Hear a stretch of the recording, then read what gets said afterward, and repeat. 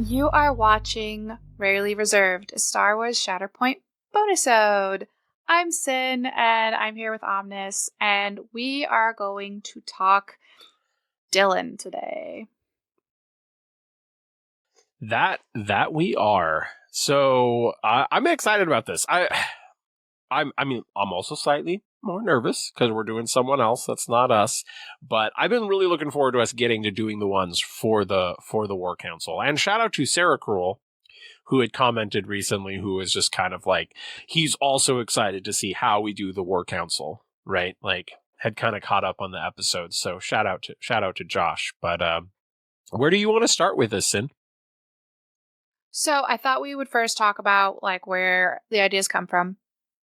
And I will say, whilst I had ideas initially and I had a Pinterest board and a bunch of stuff, I was just feeling very underwhelmed by myself, what I was coming up with. I was just like, this doesn't feel right. This isn't feeling enough. If I could do this right now and it just would feel wrong. So I did ask you, all right, I'm hitting kind of a wall here. Here's what I've thought about, but nothing's feeling right. And you had some great advice if you want to share. Yeah, I was honestly a little excited to be a part of the design process since I was not a part of really the other two. And so I felt very complimented that I was going to be a part of them. And I do not expect to be a part of all of them. But after we had recorded the one about you, that exact night, we had actually figured out the first person that we were going to do. And I just started thinking about it. I was literally started getting in the zone. I was getting so excited for it. And the thing that hit me in my head was, whenever I think of Dylan, I always he's always talking up a Grand Inquisitor list. And so in my brain, whether that's true or, maybe he doesn't even connect himself with Grand Inquisitor as much as he is in my brain, but I connected him that way. And I was like, what if he was the other piece in an all Inquisitor list? And I always thought that would be cool. And from the moment that Inquisitors came out, they always needed one more character to be able to play all Inquisitors. And so in my head, I was thinking, he loves Inquisitors. Wouldn't it be cool to make him that secret sauce that makes an Inquisitor a thing? And so that was what was in my head. So I just kind of threw that out there. Yeah, and I felt like it was the thing that I was missing of because when I was thinking of Dylan, what I was thinking of were I guess some of the words I guess that were coming to mind were loyalty and resolve and consistency and things like that, and they were all feeling good but not great for what I was going to end up executing. And I was like, oh, this Inquisitor idea. Now I have some ideas. So I ended up going in a direction where my thought was kind of that he's the lore that I imagined about it was that he was initially not anything like Sith or anything. He was just a survivor of war and kind of caught between things in a galaxy that just was chaos. And in my headcanon, because I get to make whatever up that I want, he ends up being kind of saved-ish by Darth Vader, who's not being like, oh, I'm such a great guy, I'm saving you. He's like, no, this guy could be useful to me. And so he kind of takes him under his wing. And so to me, Dylan's this Inquisitor who's not oh, I love being cruel. I don't, whatever. He's more oh, I'm very loyal to the people that saved me, and order is better than chaos. So his not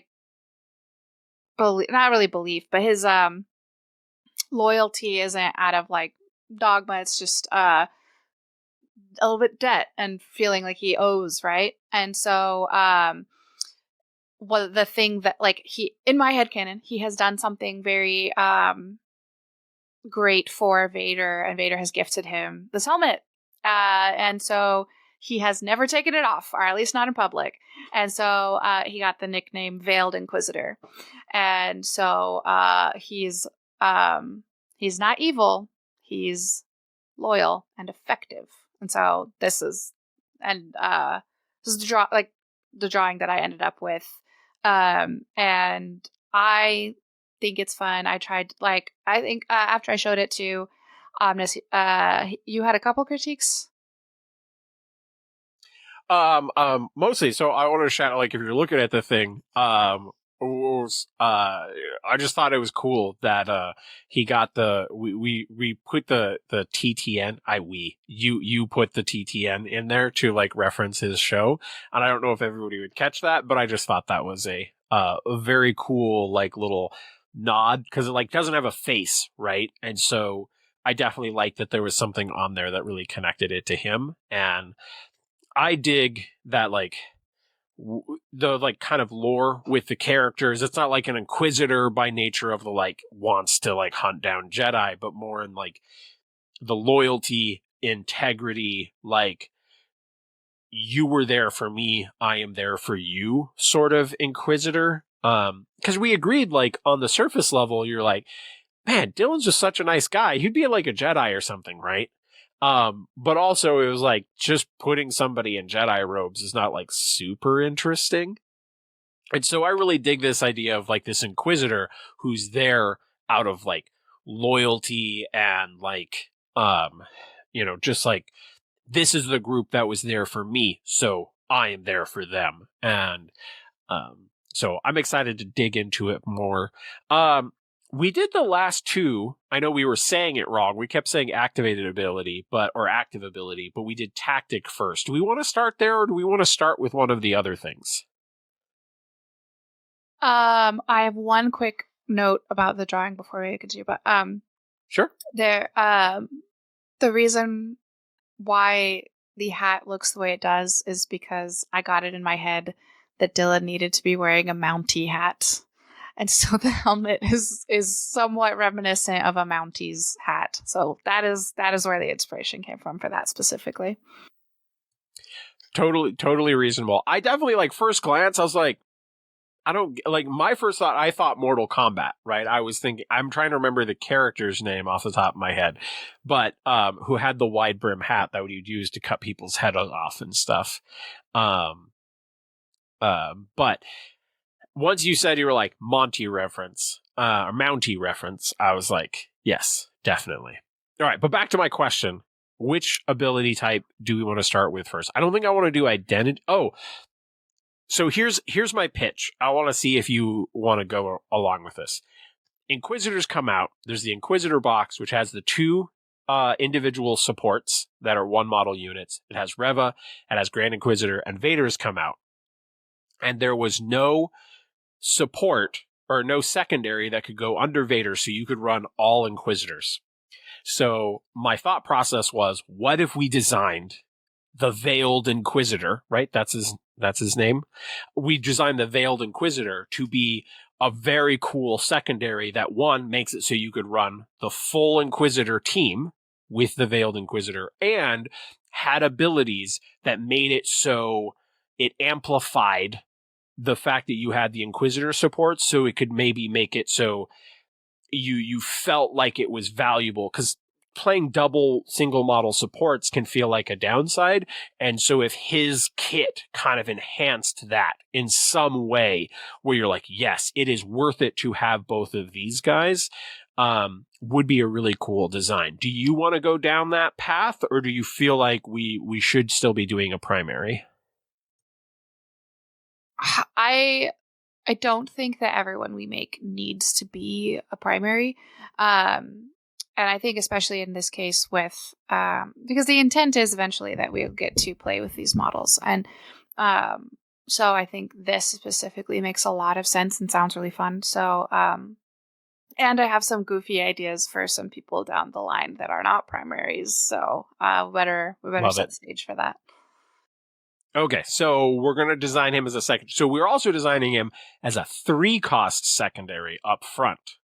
So that's key. If we're going to make this whole system work where he could fit in and make the Vader Grand Inquisitor list work, we got to think that we can't make him too powerful. But I think the fact that we're trying to design him in a way where he wants to have 2 single model supports could allow us to make him a little bit more powerful in that regard, even though he's going to be a 3 cost. So which ability type do we want to start with? For my own reference, since I also was calling things the wrong name, I have the rule book, and I want to do it in rule book order. So, active, reactive, innate, tactic, identity. Okay, that makes sense. So we're going to do active first then. We're going to do actually active. We're not designing the tactic first. So this is like force push or one of those type of abilities. Did anything jump out to you initially in your thought process? Yeah. So, I think that there's maybe I my problem now is basically because we're making a secondary, I'm going to be prone to making him way too powerful. So, I'll try to dial you in. Thank you. I had a couple of different ideas. One of them was a little bit weird, and I don't know how we would word it. And the other one is just, I think it would be interesting if, as a secondary, he could basically choose a character within range, whatever, and just inflict a condition, like probably exposed, but I'm not sure, maybe whatever. But my thinking there was that because he's a Sith, but he's not like, oh, I delight in cruelty. He's like, I'm gonna kind of ruin your will for this fight before you can even get all the way over here. Okay, I like that. My first instinct was that we give him like Django's ability to pull someone and pin them, but also we're doing a 3 cost, so I think we need to be a little bit more reasonable. And because the list already is going to have the ability to expose and pin based on the Inquisitor. I forget the name of the abilities. Both of the supports are going to be able to hand out pin and expose. So what if we just do it kind of like Boba Fett's ability, where he just has like a 1 cost, range 3, and he gives the other 2 conditions, strain and disarm, as his like force thing to kind of be like 1 cost. So it's not super powerful, but it just like hands out some conditions if you have spare force. And by the way, we're going to do the names for this in post just so we can kind of keep these things a little bit more concise. But what do you think about that as his activated? That makes sense. I like it. I think that would be Wait a second. I think I got a better idea. Okay, here, lay it on. What if we make it a little bit more restricted? But again, what if we make it spend 1 force, give the to a character within range 3 or an enemy within range 3, and you give them 1 condition for each Inquisitorious support that is within range 3 or range 4 of them. Again, we wanted to play into the like bringing Inquisitorious supports, both of them. And so we want to enhance that ability. So I think the ability to hand out any condition gets more interesting if it's restricted by the fact you've got to have these supports around. Okay, that could work. Or what about, I don't know, maybe this is too crazy. What about he gets like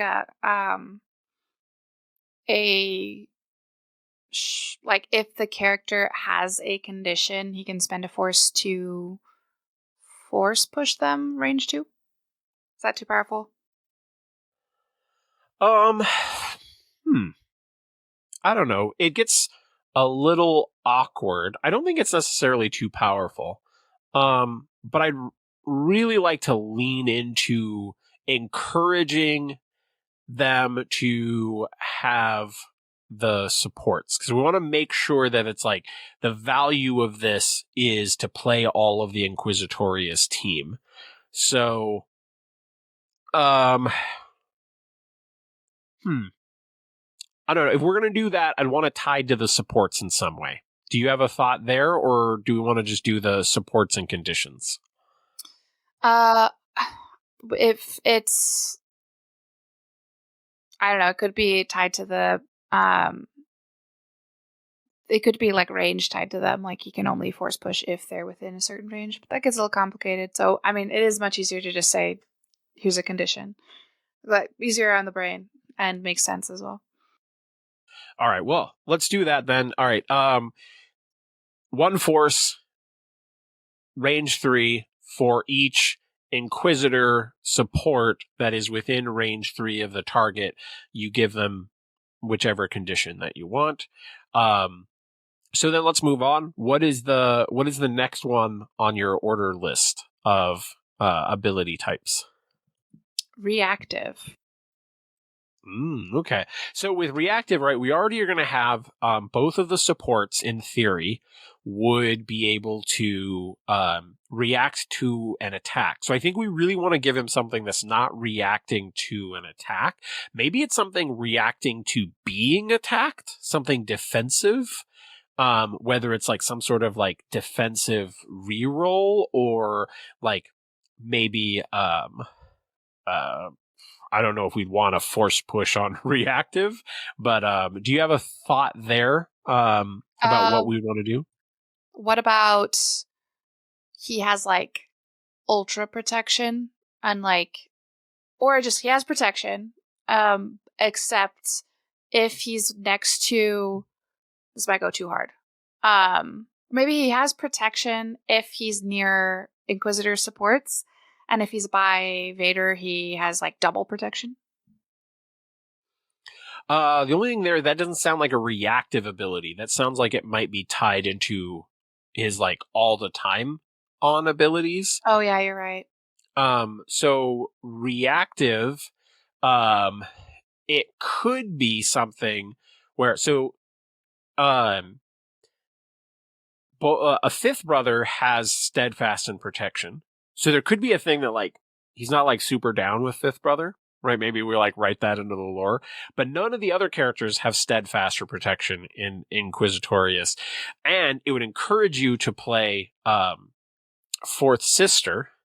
What if he has a reactive where, when an allied, Inquisitorius, character gets attacked within range 5 of him, he can give them steadfast and protection.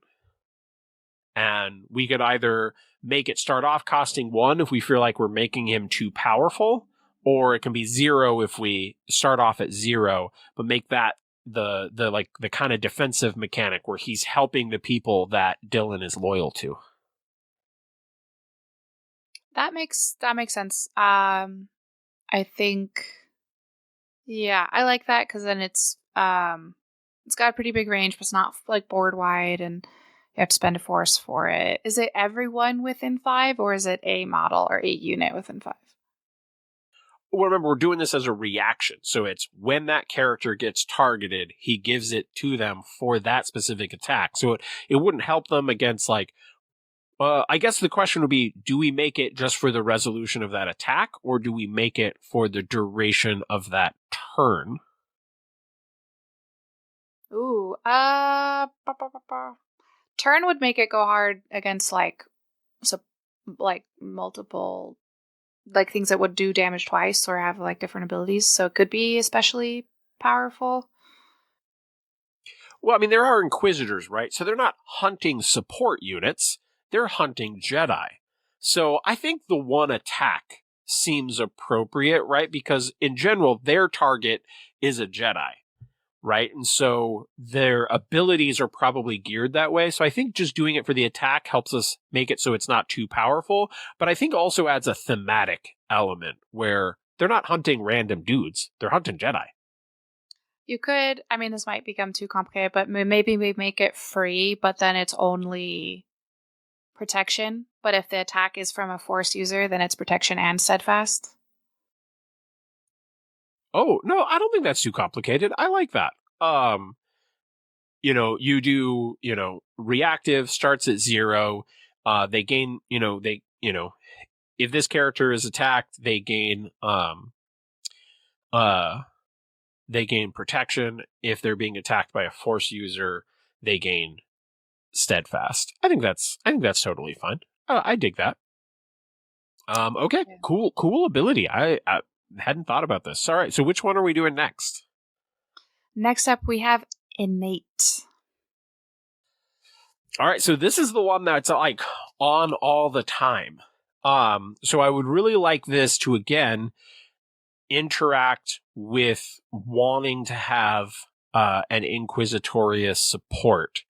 So I would really think, cause like Vader doesn't really need help from his secondary, right? But his supports would. Can you think of something that you would really like him to do interacting with his supports? So I don't know if it should go one way or go the other way, but I feel like if he's within range of supports, they should either one or the other or both gain immunity to something. Like if we're near each other, we're stronger. Okay, I can definitely dig that. Trying to think, what would they? I mean, we do the conditions in general. What do you have a thought on the condition? I mean, really, we could just pick, but I don't know if anything stood out to you in your lore brain. Good. I think I feel like this is it's got to be either immunity to disarm or immunity to pin. I don't think it cares about expose at all.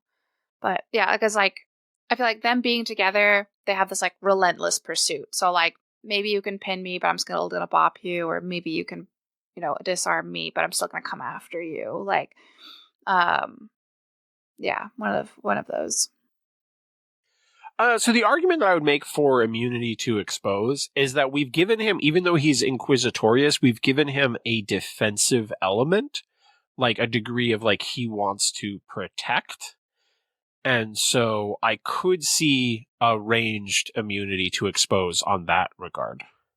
What about it's both of them, but he gives his supports immunity to expose and himself immunity to pin. I'm good with that. Yeah, I mean that's a solid innate. Just he has immunity to pin. Allied inquisitorious supports get immunity to expose. I'd almost kind of like it to do something a little bit extra. I need to double check the name of their ability, but they both have a thing that's kind of like coordinated fire, but it's range 5 or it's only range 4. So what if he made those? I mean, that this could be part of his identity. So maybe we'll save that part. But yeah, I think he has immunity to pin, and allied inquisitorious supports have immunity to expose. How big do we want to do? They've got a lot of stuff that's. My gut is range 4. What are your thoughts? Yeah, that leans into the encouraging them to stick together. And it makes sense lore wise of like how is he gonna affect them if they're ultra far away.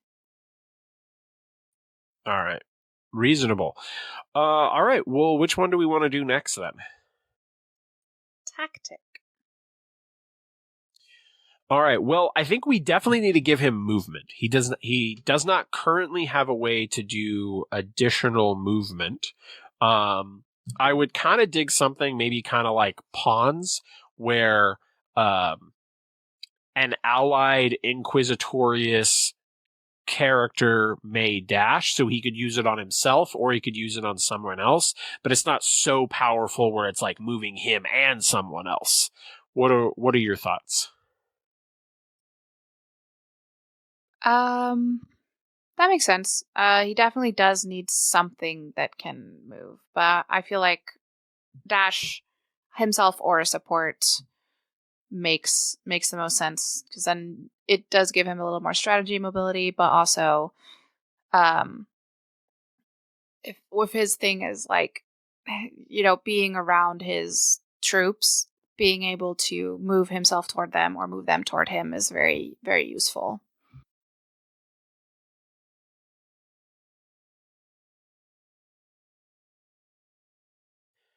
Do we want to add anything else to it, like maybe a heal, like heal one and then dash, kind of adding to his a little bit of defensive element, but making it so that it like stays useful?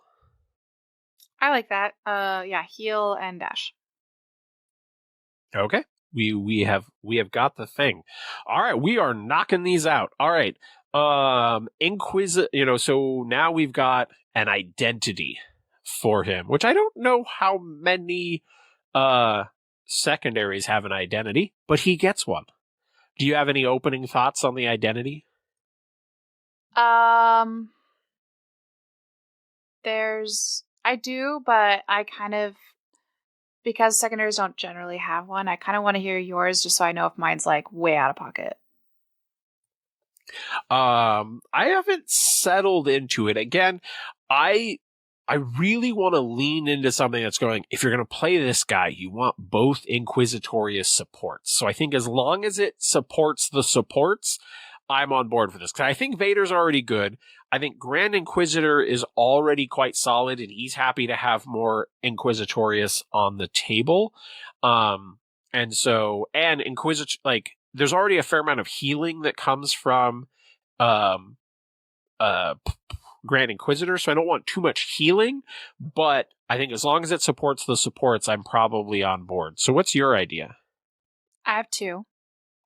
So one of them is if this character, or if he is within range of whatever of another Inquisitor, the Inquisitor gets like extra dice on either attack or defense or both. And then that's easy. That tracks and makes sense. My other idea is a little weird, and I don't know if it's way too powerful, but like, my other idea was if a supporting unit is wounded within range, probably very short, range 2 or 3 of him, you just get a force back.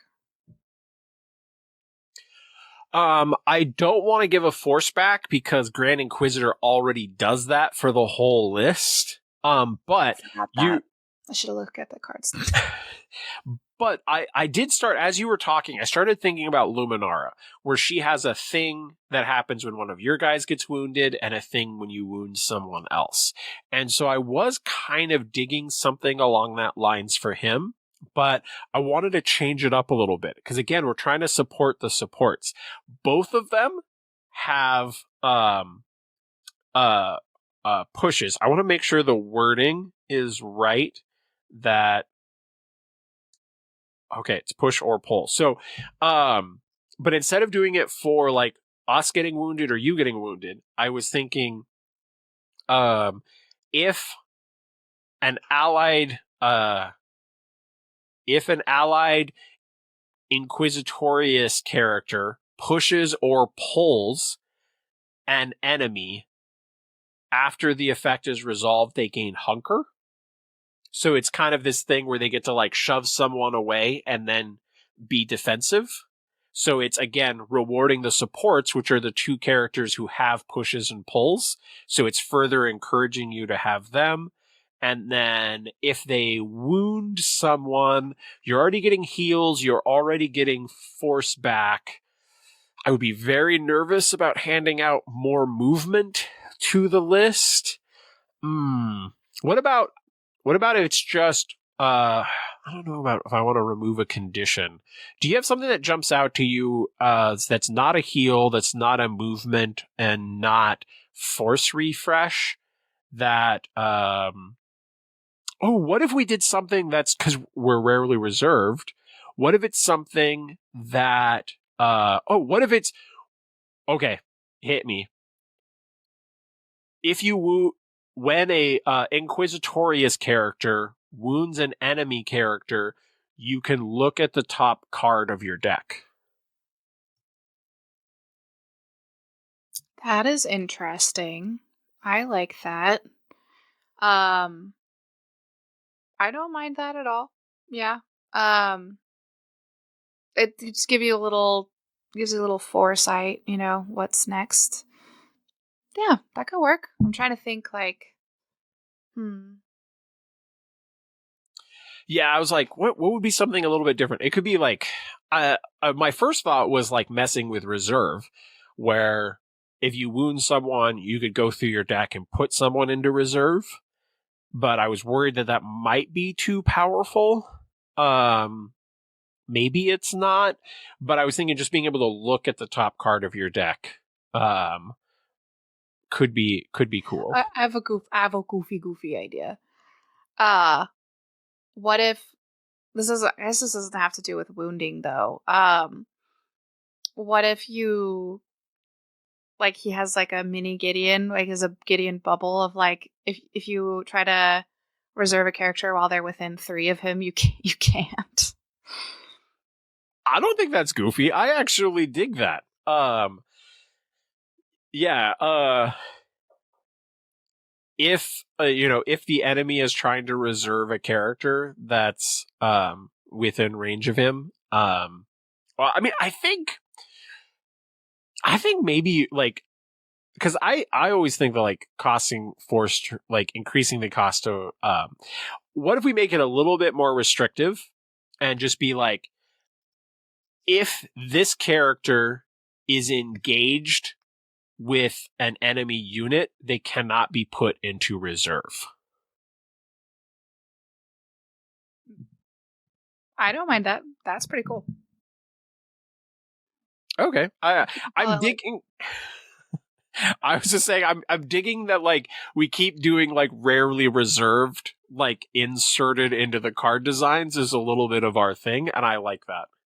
Well, I know we weren't going to name the abilities, but this one, since it's like, you have to, no reserving while you're engaged with me, we'll have to call it like Time to Face Me or something like that in honor of Time to Nerd.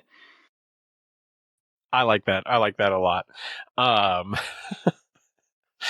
All right. Well, I think we've kind of like wrapped it all. Oh, we need to pick conditions, or sorry, we need to pick both his stats and his tags. Which one do you want to do next? Tags. Well, he's going to be Galactic Empire, and he's going to be Inquisitorious, and he's going to be Force User. Is there anything else that you feel like we need to put on him? Huh. I should have thought of that. Oof. I mean, I think these are the core ones. I don't think we necessarily need anything else. It was just more of like, if you had something where you're like, he definitely needs to have tag X. I don't think so. I think short and sweet and to the point. All right. I dig it. Then we need to decide his health. And so, I mean, is he an 8-2 or do we add a durability? He could be a 7, but I don't think we made him too powerful in general, so I think an 8-2 is probably fine. Do you have any thoughts?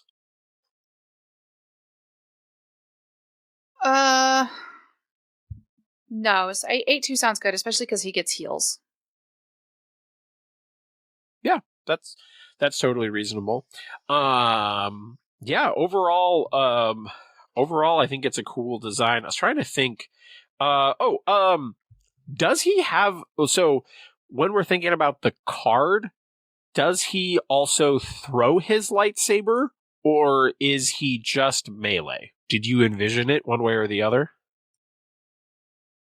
Oh yeah, he certainly throws it. And it's got to be very complicated and acrobatic because it's a reverse grip lightsaber. So it's got to be like this, like almost like boomerang toss type deal. I don't know. It looks cool in my head. Yeah, I'm definitely on board. I was just trying to think of like rough concepts and stuff. Like if he wanted to play it before we build like a really specific